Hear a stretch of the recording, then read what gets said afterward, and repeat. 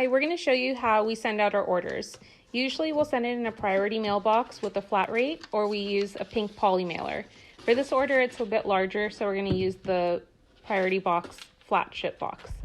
Let's get started. We also like to include these inserts that we ordered off Canva. They're really cute, and they basically say thank you and a bit of our story.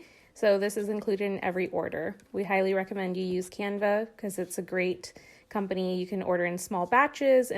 Okay, let's package all of this.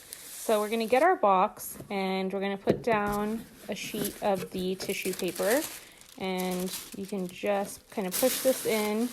And now we're gonna start to add in our products one by one. And a good pro tip is you wanna think about how your customer is gonna be opening this and really be focused on the customer experience.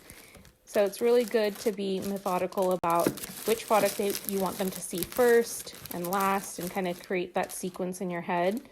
It's just kind of fun to do. Anytime you're packaging things for your customers, always think about making it fun for them. And also think of an unboxing on how they can share this on social media. So now that we have that in there, we're going to take another tissue paper, we're going to put this over, and we're going to tuck it into all of the edges. So make sure everything's tucked in really nicely into the edges. And once you have it exactly how you want, it's really good to take one of your stickers. We ordered these label stickers off of Sticker Mule. They're amazing. They run a lot of promos.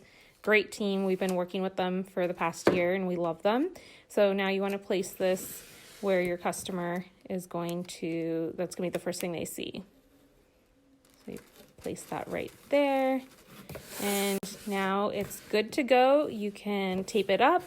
And pro tip, Shopify has some discounted shipping rates, so definitely take advantage of that. And hope you enjoy this.